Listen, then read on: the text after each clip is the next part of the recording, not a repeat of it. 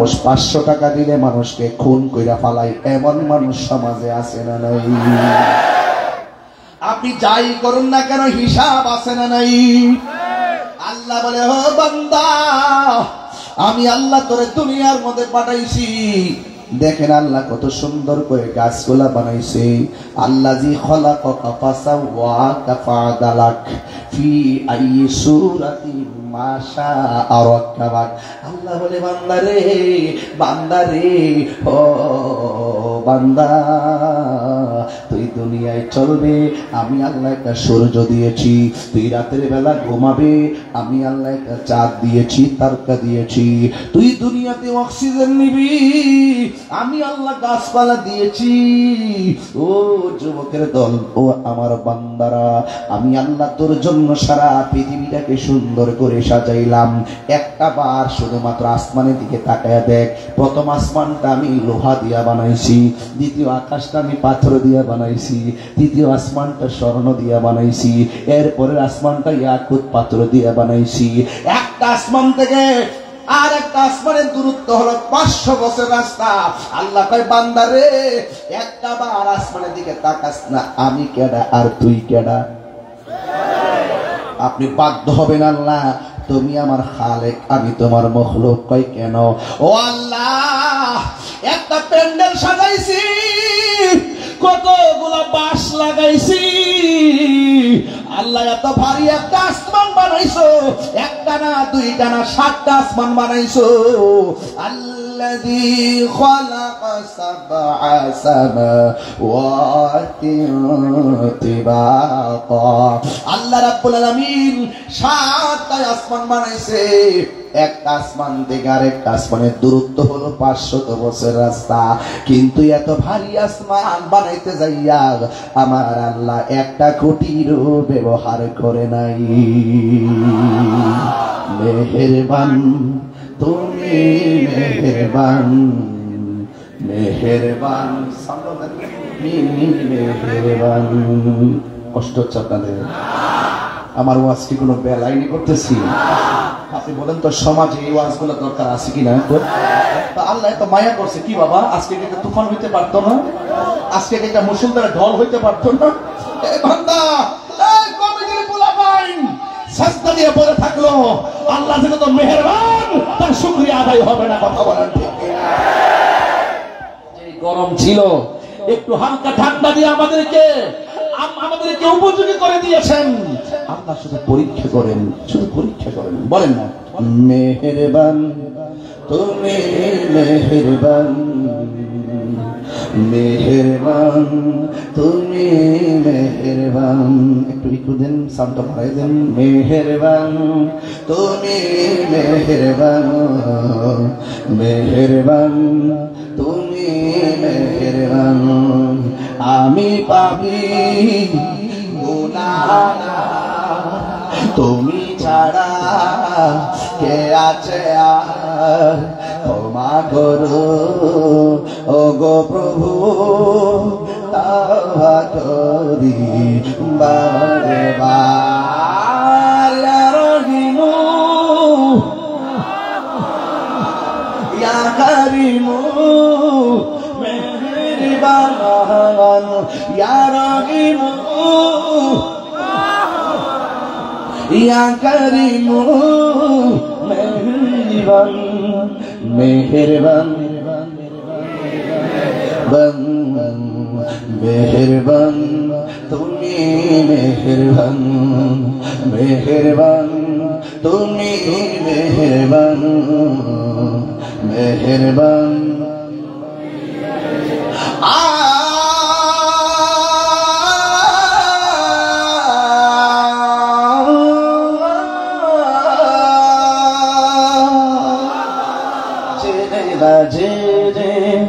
হাজার পাপের সাগরে ডুব দিয়েছি, পথ হারিয়ে ভুলে, বোঝে না বোঝে। হাজার পাপের সাগরে ডুব দিয়েছি, পথ হারিয়ে ভুলে, নিজের প্রতি সকাল বিকাল সাজে নিজের প্রতি নিজে সকাল বিকাল সাজে জুলুম করেছি বারবার ইয়া রহিমু ইয়া করিমু মেহেরবান ইয়া রহিমু ইয়া করিমু মেহেরবান পাপের সমান পাপের বোঝা মাথায় চলতে পারি না ক্ষমা করো রহম দিয়ে পাহাড় সমান পাপের বোঝা মাথায় নিয়ে চলতে পারি না ক্ষমা করো রহম দিয়ে বান্দা তোমার আমি তুমি অন্তর্যামী বান্দা তোমার আমি তুমি অন্তর্যামী তোমার দিকে ফিরি বারে বার ইয়া রহিমু ইয়া করিমু মেহেরবান ইয়া রহিমু রহমান ইয়া করিমু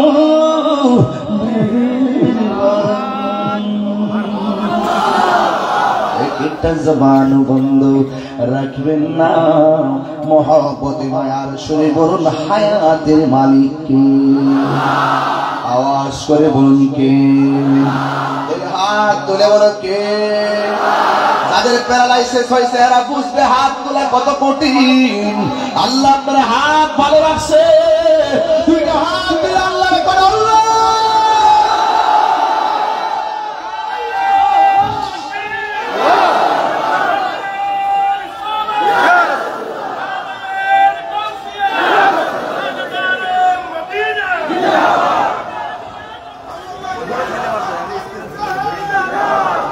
আল্লাহু আকবার বলেন কষ্ট হচ্ছে না তো আপনাদের বলুন আসল ঘরের নাম কি একটু বড় করে বলুন আসল ঘরের নাম কি কবরটা কি এলাকা অনেক দূরে নাকি কাছাকাছি গুরুস্থান আছে না নাই বিশ্বাস করেন তো আমার কথা বিশ্বাস করেন তো আমি যেটা বলতেছি বিশ্বাস করতেছেন তো আজকে আপনার আম্মা কবর থেকে তাকিয়ে আছে আপনি তার জন্য একটু দোয়া করেন কিনা আপনার বাপটা কবর থেকে আজকে মরিয়মনগর মাহফিলে তাকিয়ে আছে আপনার বাবার জন্য আপনি দোয়া করেন কিনা স্ত্রীটা তাকিয়ে আছে আজকে মরিয়মনগর মাহফিলে আমার স্বামী আমার জন্য দোয়া করে কিনা আজকে আমরা যতটুকু খুশি এর থেকে বেশি খুশি হলো কবরবাসী আপনারা ভাবতেছেন তাড়াতাড়ি মাহফিল শেষ করো আর কবরবাসী বলতেছে না না না না যত জিকির করতেছো যত আল্লাহর ডাকতেছো এই এলাকায় রহমত বিরাজ করতেছে এই এলাকার মাহফিল কি নিয়ামত না কিয়ামত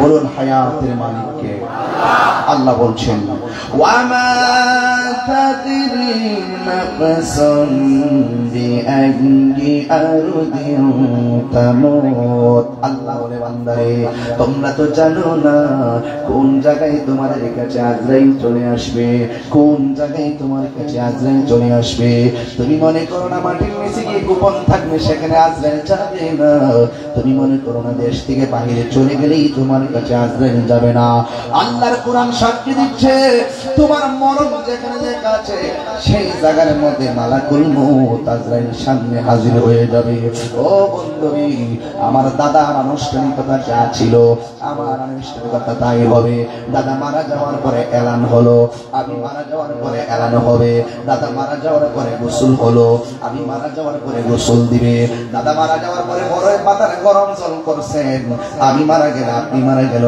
বড়ই পাতার গরম জল হবে আপনি মারা গেলে মরিয়মনগর বাজারের থেকে সাদা কাপড় চলে আসবে সেই কাপড়ের মধ্যে কোনো পকেট নাই সেই কাপড়ের মধ্যে কোনো সেলাই নাই কথা বলেন না ঠিক কিনা ওই কাপড় আমার জন্য রেডি পাশের তার পাশ পাইকা লাল হয়ে রইছে কোন দিন যেন আপনার কবর সারি হইতে চলে আসে আল্লাহ বলে বান্দারে ওয়ামা তাদরি নাফসুন বিআইয়ি আরদিন তামুত তুমি তো জানো না কোন জায়গার মধ্যে তোমার মরণ হবে আল্লাহ রাব্বুল আলামিন কয় বান্দা আমি আল্লাহ তোরে তো সুন্দর করে বানাইলাম আল্লাহ ইয়া আইয়ুহাল ইনসানু মা গাররাকা বিরাব্বিকাল কারীম।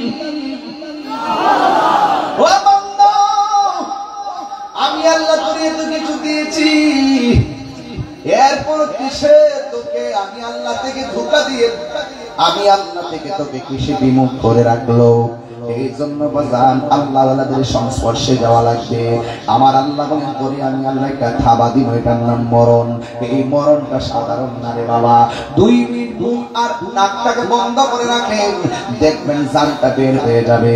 একটু শ্বাস প্রশ্বাস কষ্ট হলে মানুষ ইনহেলার ব্যবহার করে শ্বাসটা সুন্দর করে ফেলার জন্য। একটু শ্বাস কষ্ট হলে কত ধরনের অক্সিজেন লাগাই বেড়ে বাজান। এই জন্য আমার যুবক ভাইরা সুস্থ থাকা অবস্থা জীবনে স্বাধীনভাবে কত শ্বাস নিয়েছেন, 1 টাকা বিল দেওয়া লাগে নাই। আইসিইউতে গেলে বোঝা যায় কত মাসে কত দিন কথা কোন ঠিক না রে বাবা। আইসিইউর মধ্যে গেলে বোঝা যায় এই শ্বাস ফেলার মূল্য কত। আপনি এখন শ্বাস ফেলছেন, 1 টাকা বিল দেওয়া লাগে না। বাতাস খাইতেছেন, বাহিরের বাতাস 1 টাকা বিল দেওয়া লাগে না। একদিন আজরাইল আইসা শ্বাসটার মধ্যে চাপা দিয়া ধরবো, নাকটার মধ্যে চাপা দিয়া ধরবো, মুখটার মধ্যে চাপা দিয়া ধরবো, হাড্ডিগুলা এমন ভাবে গুঁড়া বানাই ফেলবো, আপনার পায়খানা করে বিছানা বাসাই দিবেন, প্রস্রাব করে বিছানা বাসাই দিবেন। আল্লাহর হাবিব বলে মরণ বড় কঠিন, মরণ বড় কঠিন। আজরাইল যখন তোমার সামনে চলে আসবে, আমার পাশে মা বসা, ভাই বসা, বোন বসা, কেউ আমার মরণের সার্জারি টের পাবে না। আজরাইল এত বড় ঘরের ভিতরে কোন ফাঁকে ঢুকলো, কোন ফাঁকে আমার রুহটারে নিয়ে গেল, আমরা যারা পরিমাণ টের পাবো না। কুল্লু নাফসিন যায়িকাতুল মাউত, সব প্রাণীকে মৃত্যুর স্বাদ গ্রহণ করা লাগবে। বন্ধুগণ, কেন তাহিরি হুজুর ঈমানের কথা বলে, কেন মরিয়মনগরের মানুষ ঈদ মিলাদুন নবী পালন করে? আমার নবীকে খুশি করতে কেন চাই? নবীর মিলাদের মাধ্যমে খুশি করতে চাই। নবীকে আমরা জুলুসের মাধ্যমে খুশি করতে চাই, নবীকে আমরা সালামের মাধ্যমে খুশি করতে চাই, নবীকে আমরা দুরূদের মাধ্যমে খুশি করতে চাই, নবীকে আমরা কিয়ামের মাধ্যমে খুশি করতে চাই, নবীকে আমরা সানায়ে মুস্তফার প্রদর্শনের মাধ্যমে খুশি করতে চাই। কেন কেন? আমার নবী বলে উম্মত আজরাইল যখন আসবে ওই সময়ের ভিতরে আমার নবীর দিদার যদি নসিব হইয়া যায়, সুবহানাল্লাহ, নবীর দিদার যদি নসিব হইয়া যায়, এমন নসিব আমরা রইবনি, এমন নসিব রাঙ্গুনিয়ার বাবাদের রইবনি গো ইয়া রাসূলুল্লাহ। যারা আপনার মহব্বতে কাদা যুক্ত মাটির মধ্যে দাঁড়ায় রইছে, আমরা কিছুই চাই না, একটা বার আপনার দিদার চাই। কিছু মরণের কালে আপনার দিদার নসিব হইবনি। আমার মরণের কত দিন বাকি আমি জানিলাম না গো আল্লাহ, মরণের কত দিন বাকি। আজকে মরণ আসতে পারে কি পারে না?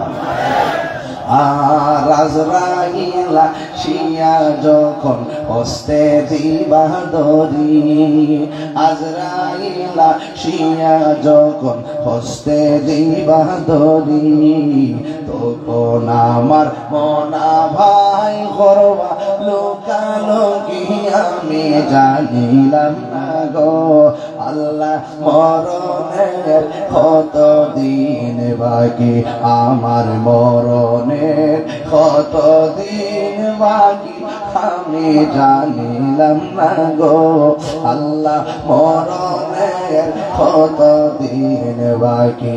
আর 40 দিনের আগে ভাইরে মৌতের নিশানি, সুবহানাল্লাহ বলতেন না?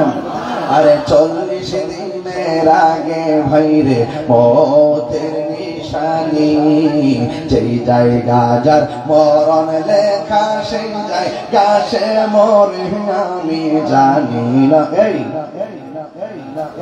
বুঝেনি ওয়াজ বুঝেন তো? আপনার মৃত্যু কোথায় হবে আল্লাহ মরণের কত দিন বাকি, আমার মরণের কত দিন বাকি, এখন নিয়ে যাব। ইমানদার বলবে আর দেরি কইরো না গো, তাড়াতাড়ি লইয়া যাও, আমার আল্লাহ এবং নবীর সঙ্গে দিদারের জন্য মনটা পাগল পাগল হয়ে রইছে।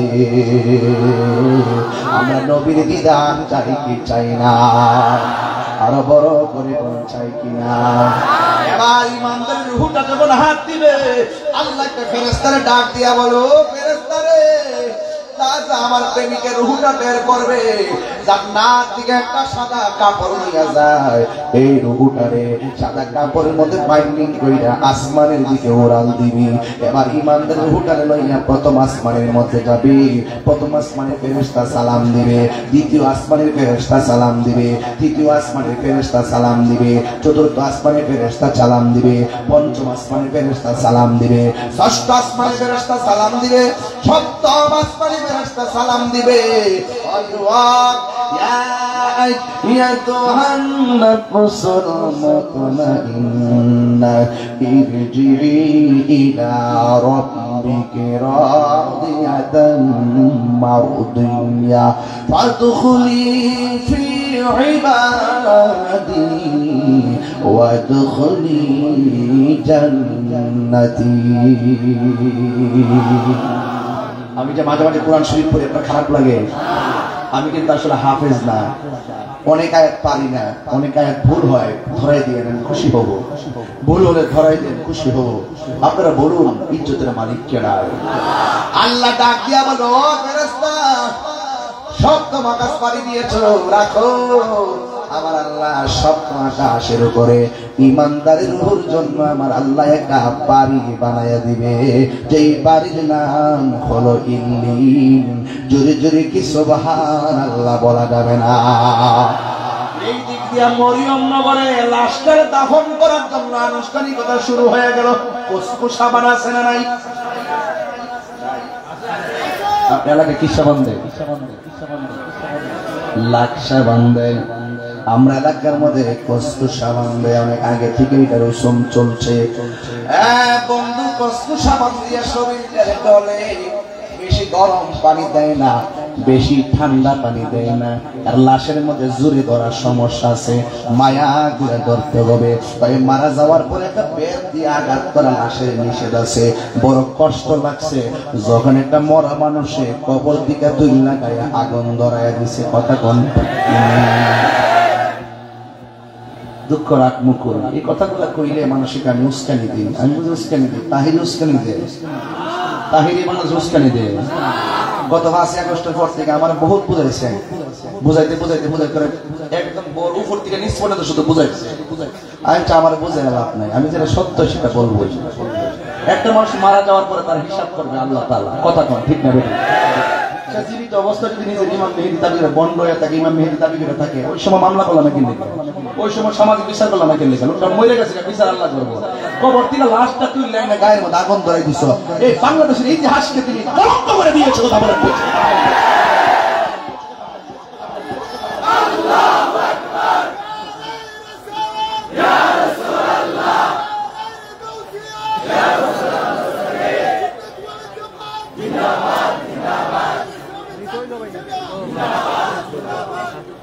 আলহামদুলিল্লাহ। এখন আমরা ভালো আছি, ঠিক কিনা? আমরা সুন্নিরা কি 2 না 1? আর কি 2 আছে? সত্যি করে 2 আছে? পীরে পীরে ভাগ আছে, সুন্নি সুন্নি ভাগ আছে। এবার আমরা এক, যেদিকে যামু কেন্দ্রীয় নির্দেশে একদিকে যামু, যারা দিমু একসাথে দিমু। রাজনীতি করি আর না করি একটা ভোটের মালিক তো আছি। জবাব হবে ইনশাআল্লাহ, ভুলেতে জবাব হবে না, ভেলেতে জবাব হবে। তুমি কে আমি কে, তুমি কে আমি কে, নীরব না বিপ্লব, নীরব না বিপ্লব, মসলকে আলো।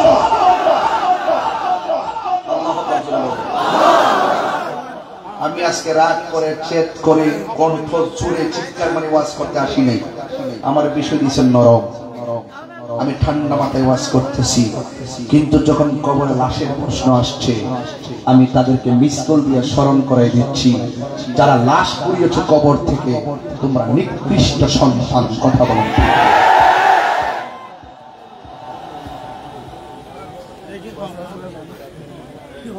শুধু আমরাই প্রতিবাদ করলাম, আর অন্যান্য মৌলবীরা প্রতিবাদ করে না। It's must be requested. বড়ই পরিতাপের বিষয়। হক কথা তিক্ত হলে বলতে হবে, হক কথা তিক্ত হলে বলতে হবে। আল হক মুররুন, সত্য তিক্ত হলে বলতে হবে। আমার কবরে এমপি সাহেব যাবে না, আমার কবরে মন্ত্রী সাহেব যাবে না, আমার কবরে চেয়ারম্যান সাহেব যাবে না, আমার কবরে কোনো নেতা যাবে না। وبشر الذين آمنوا وعملوا الصالحات أن لهم جنات تجري من تحتها الأنهار। আমার ঈমান, আমার আমল, আমার সাথে যদি থাকে, এই পৃথিবীর কেউ লাগবে না। রাসূল বলেন, তোর কবরে আমি রাসূল সরাসরি হাজির হয়ে যাব।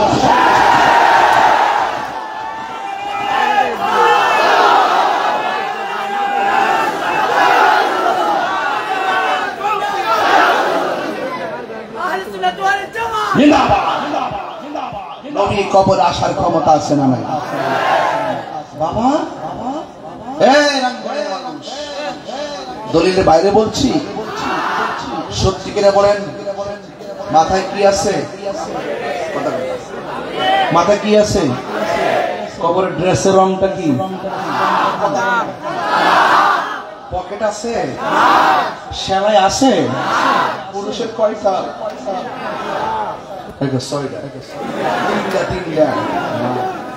কয়টা? পুরুষের কয়টা? মহিলার কয়টা? 5টা। কিনলে কে? দুই রকম কেন? লাল কাপড়, হলুদ কাপড় থাকা অবস্থায় সাদা কাপড় কেন? কত গাছের পাতা আছে, বড়ই পাতা কেন? এটা মৌলবীরা কয়, জানলে না কইতো। এরা জানে ডলার খাইতো, ডলার ডলার হয় না, সব বইলা জায়গা, সব কথা বলে বন্ধ হয়ে জায়গা। ওখানে আর কেউ কথা কয় না। কথা কোন ঠিক না বেটি? এই জন্য পরিষ্কার কথা, সুন্নিরা আগে যেমন ছিল এখন তেমনই আছে, ভবিষ্যতে তেমনই থাকবে। সুন্নিরা মরে যাবে, মরার আগ পর্যন্ত হকের পথে লড়ে যাবে। কথা বলেন ঠিক না বেটি? আমি কাউকে আঘাত করা আমার উদ্দেশ্য নয়, আমি শুধু বলতে চাই, একদিন মরে যেতে হারিয়ে যাব, একদিন আমি রবনায় ভুবন চিরদিন। সুবহানাল্লাহ। ক্ষমা করে দিও তোমরা আমায়, বলো তোমরা আমায়, ভুল করে থাকি যদি কোনো দিন হারিয়ে যাব, আর বনায় ভুবন চিরদিন। বাঁশ বাগান আছে আপনাদের এলাকায়? বাগান বাঁশ গাছ আছে? বাঁশি বাগানে বা গুরুস্থানে হয়তো দিবে নূরে কবর। একটু হাত দিলে না? বাঁশি বাগানে বা গুরুস্থানে হয়তো দিবে নূরে কবর। তোমরা আমায় যাবে ভুলে, রাখিবে না জানি কোনো খবর। পড়বে কি মনে আমার কথা, ফেলবে কি অস্ত্র কোনো দিন হারিয়ে যাব, রবনায় ভুবন চিরদিন। বলো হারিয়ে যাব একদিন, রবনায় ভুবন চিরদিন। ক্ষমা করে দিও তোমরা, বলো ক্ষমা করে দিও তোমরা আমার, ভুল করে থাকে যদি কোনো দিন হারিয়ে যাব, একদিন আমি কবলায় ভুবন চিরদিন। জোরে জোরে কি আল্লাহু আকবার বলা যাবে না? কবরের মধ্যে প্রশ্ন করা হবে কয়টা? কয়টা করা হবে? কবরের প্রশ্ন কয়টা? এক নম্বর প্রশ্ন কে সম্পর্কে? এক নম্বর প্রশ্ন কে সম্পর্কে? আল্লাহ কি দুইজন নাই একজন? আমরা কি মাজারে গিয়ে সাজদা করি? আল্লাহ তাআলা কারো কাছে মাথা নত করি? তাইলে আজকে যারা আমাদেরকে মাজার পূজারি বলে, এরা আমাদের উপরে গায়ে পয়রা টেক দেয়, গায়ে পয়রা ঝগড়া করে, গায়ে পয়রা অপবাদ দেয়। দেখছেন না কিছু কিছু ফেসবুকের আছে গুজব ছড়াই আমাদের মান সম্মান ক্ষুণ্ণ করার জন্য ওরা নিজের থেকে বানায় আমার উপরে মিথ্যা অপবাদ দেয়। এমন লোক সমাজে আছে না নাই? আমার রব আমাদের রবকে ওয়া ইলাহুকুম ইলাহুন ওয়াহিদুন লা ইলাহা ইল্লা হুয়ার রাহমানুর রাহিম।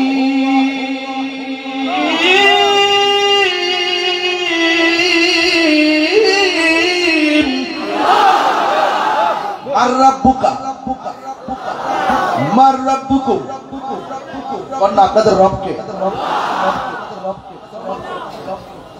কবর তো সিঙ্গেল, এটা কার কি? এখানে কুম কইলাম মার রাব্বুকুম, তোমার রবকে? আরো জোরে, রবকে?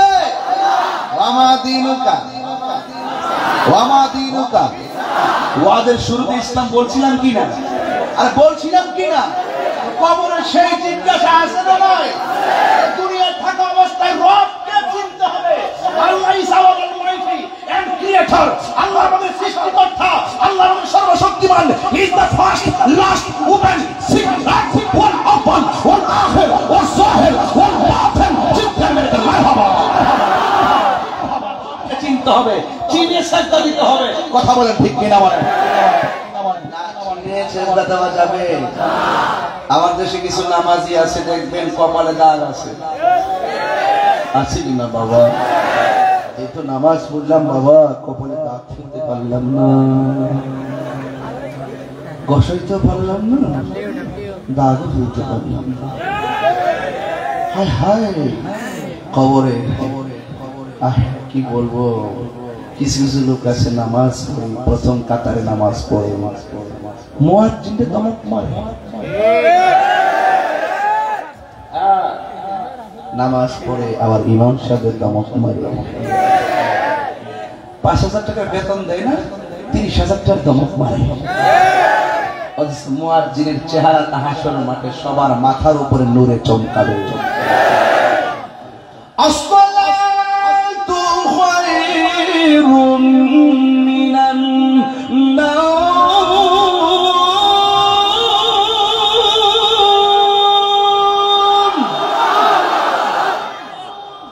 মুয়াজ্জিনের জিগাও জীবনে কত ঘুম বাইরে বাইরে আজান দিছে। আর তুমি 7 দিনের মধ্যে 3 দিন হইতা দাও। জ্বর 99 হইলে ইমাম সাহেব কই ইমাম সাহেব শরীর বেশি ভালো না। জ্বর উঠছে মানে ইমাম সাহেবকে বুঝতে আর কি যে হাজির সাহেব নামাজ না করে কেমনে গরো ঘুমাইলো, এটা বুঝতে আমার জ্বর, অথচ তার মনের খবর জানে কেডা? 99 হইলে তারে না। আর আইয়ুব আলাইহিস সালামকে আল্লাহ অল বডিটা ফসাইছে, অসুবিধা কি? আমার জিহ্বাটারে বালা রাখতে কয় কেন? এই জিহ্বা দিয়ে যেন আপনার জিকির করতে পারেন।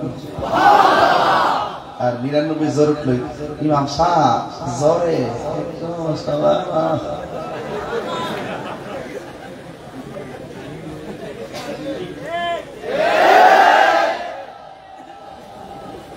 জ্বর উঠছে, আবার জ্বরটা এখন ভালো হয়ে আছে। তখন ইমাম সাহেব পাকলো, ফ্যানটা মুছে কি করেন আপনারা? চাকরি করেন, মসজিদে ময়লা কেন? ভাগ্য ভালো রে, আমার সামনে কেউ কনা। আমি যতদিন ছিলাম বাঘের মতন ছিলাম, কেউ আমার সামনে মারামারি করার সুযোগ পাইছে না।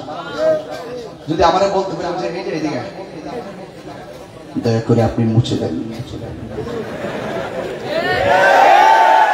কারণ ইমাম হলো সমাজের বাদশাহ, ইমাম হলো সমাজের আমির, ইমাম হলো সমাজের সবচেয়ে বড় নেতা, ইমাম সাহেব পেটের দায়ে ইমামতি করে না, যে ইমামটা 8,000 টাকা বেতন পায় সে যদি সিএনজি চালায় মাসে 30,000 টাকা রুজি করতে পারবে। কথা বলতে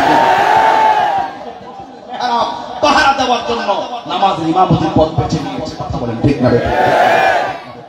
মানুষের দমক মারে, 60 টাকার বেতন দে, 30 টাকার দমক মারে। আবার খবর নিয়ে দেখলাম তাই না, শুক্র নাম্বার 1। এখন তো কোনো মৌলবীরা সুদের ওয়াজ করে না, এর সব আল্লাহর ওলি নীরবে নীরবে আছে, কোন রকম জান্নাত আছে। একজনের স্টেজে বইলে তো কম তাফসিরে ইন্ডিয়া, তাফসিরে পাকিস্তান, স্টেজে বইলে তো তাফসিরে আমেরিকা, তাফসিরে পিয়ার পদ্ধতি, কত যে নাডিঙ্গি ডুডিঙ্গি চলতেছে।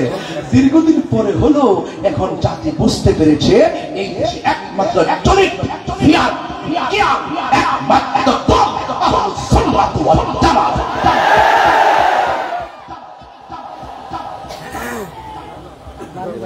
সুন্নিয়ত কি 2 না 1? আরো বড় করে বলো, হাত তুলে বলুন। আপনাদের পায়ে হাত রেখে বলে গেলাম, আর আমরা বিচ্ছিন্ন হব কিছুদিনের মধ্যেই সারা দেশ ব্যাপী এই রাঙ্গুনিয়াতে ইনশাআল্লাহ যদি আমার কোনো দায়িত্ব পড়ে এমনিতে আসবো। কিন্তু মনে রাখবেন, একটা কমিটিতে 20,000 লোক দোকান যায় না, একটা কমিটিতে 1-150 লোক উপজেলা নেতৃত্ব দেয়। কে পদ পাইলেন, কেউ পদ পাইলেন না, জানি একসাথে বড় যোগ্য, কিন্তু আপনি হয়তো পাইলেন না। নবীর মহব্বতের খাতিরে এই পদ পদবি নিয়ে আর নিজেদের মধ্যে ঠেলাঠেলি চলে। রাজা আছেন কিনা বলেন বাবা, রাজা আছেন কিনা বলেন না কেন? আল্লাহর ওয়াস্তে পায়ে হাত দিয়ে বলে গেলাম, একটা উপজেলায় 1,000 লক্ষ মানুষ, সবাইকে দেওয়া যাবে? যতটুকু পান আপনি কাজ করেন, আপনি কাজ করতে থাকেন, আর আমরা দুই থাকবো না। আমরা সবাই কি, আমরা সবাই কি আমাদের প্রভু। ওই যে সাহেব আশরাফি ভাই তিনি বলছিলেন, আমরা কবরে ইসলামে কইছিলেন কথাটা, আমাদের প্রভু এক নবীর উম্মত, জীবন বিধানে ওই শিবানী কোরআন। আমাদের প্রভু এক নবীর উম্মত, জীবন বিধানে ওই শিবানী কোরআন। তবে কেন এক হে মুসলমান, এক করিয়া আহ্বান, ঠিক না? বাইতুল্লাহ মদিনা শরীফ উহুদ পাহাড় বদরের মাঠে, একটা তো জীবন মরণ তো একটাই, একটাই জীবন মরণ তো একটাই, একই সাথে মিলে মিশে একটাই প্রাণ। তবে কেন এক হে মুসলমান, এক করিয়া সুবহানাল্লাহ। জোরে কন। আমার যুবক ভাইয়েরা কবরে চলে গেল 100 বছর আগে, কেউ এখনো কবরে আসে না নাই? কবর যাওয়ার পরে 3 দিন পরে কি হয় খবর রাখেননি? কবর যাওয়ার পরে 3 দিন পর আপনার কি হবে জানেননি? কবরে যাওয়ার পর আপনি যখন কবরের মধ্যে যাবেন, কবরে যাওয়ার 3 দিন পরে আপনার নাকের গোড়াটা পচে যাবে, নাকের গোড়াটা পচে যাবে। পচনটা বের হলে অনেকে মনে করে কবরে যাওয়ার পরে পেটটা বোঝা আগে ফুটটা যায়। না না না না, কবরে যাওয়ার পর 3 দিন পরে কবরের নাকটা পচে যায়, ভিতর থেকে পোকামাকড় গুলো নাক দিয়ে বের হয়, বের হয়ে সব পোকামাকড়ের খবর দেয় একটা মন মতন খাওয়ান পাইছি।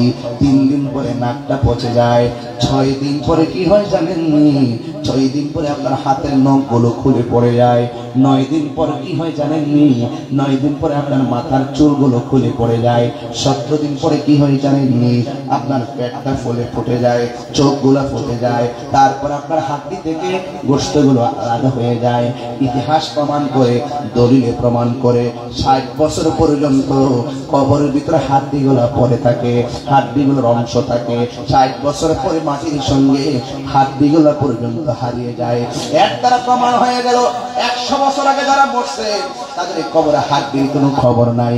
আমি পড়ে থাকলে আমার খবর থাকবে না।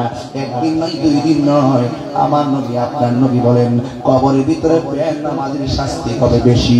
বেনামাজির জন্য 3টা শাস্তি হবে। 1 নম্বর শাস্তি হলো ডান পাশের মাটিটা গুলো এক প্রান্তে যাবে, বাম পাশের মাটিটা এক প্রান্তে চলে যাবে।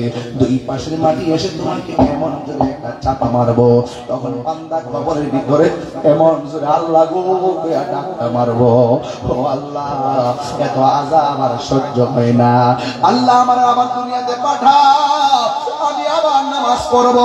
আল্লাহু আকবার কোন না কেন? আমি আবার নামাজ পড়বো। আল্লাহ ডাকে করে সুম্মা ইলাইহি তুরজাউন, আমি আল্লাহর কাছে মরণের মাধ্যমে ফিরে আসলে আর দুনিয়াতে যাওয়া যাবে না। এবার বেনামাজি 3টা শাস্তির মধ্যে একটা হলো কবর মাটি চাপা মারবে। আমার নবী বলে হাড্ডিগুলা ডান পাশের হাড্ডিগুলো বাম পাশের হাড্ডির ভিতরে ঢুকে যাবে, বাম পাশের হাড্ডিগুলো ডান পাশের হাড্ডির ভিতরে ঢুকে যাবে। এমন ভাবে যখন ঢুকে যাবে আল্লাহ রাব্বুল আলামিন কবরের ভিতরে আপনাকে শাস্তি দিবে। নবী বলতেছেন 2 নম্বর শাস্তি হলো, 2 নম্বর শাস্তি হলো কবরের ভিতরে জাহান্নামের আগুন ঢুকাইয়া দেওয়া হবে। ওই মরিয়ম নগরে যদি আগুন লেগে যায়, ফায়ার সার্ভিস আগুন নিভাইতে আসবে, অথচ মরিয়ম নগরের পাশে এত বড় একটা গোরস্থান রে বাবা, এই গোরস্থানে অনেক মানুষ কান্না করতেছে, আমরা শুনি না। অনেক আযাবের মধ্যে বাঁচাও বাঁচাও বাঁচাও বলে কান্না করে, কিন্তু আমরা শুনি না। দুইটা প্রাণী কবরে আযাব আওয়াজ শুনবে না। একটা হলো মানুষ, আরেকটা হলো জিন। এই 2 জাতি কবরে কান্নার আওয়াজ শুনবে না। আল্লাহর হাবিব ডাক দিয়া কয়, পৃথিবীর মানুষ কি, পৃথিবীর কোন মানুষ যদি কবরের আযাবের আওয়াজ শুনতো তাহলে কানের পর্দা ফেটে যেত আর রক্ত গরম হতে হতে মারা যাইত। এমন ভাবে কোটি কোটি বছর আপনি কবরে পড়ে থাকবেন। আপনি মনে করতেছেন তার হিসাব যদি কেউ বলবে না, 300 বছর লাগবে না, 100 বছর লাগবে না, আমার বংশধররা আমার নামটা পর্যন্ত মনে থাকবে না।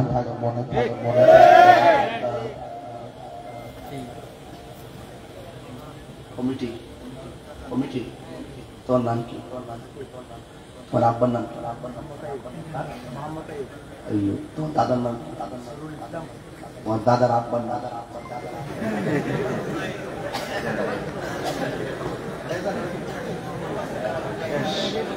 100 বছর পানি ছেড়ে দিলাম, সব মিলে 150 বছর পানি খাইছে না। দাদার বাপের নাম জানে না।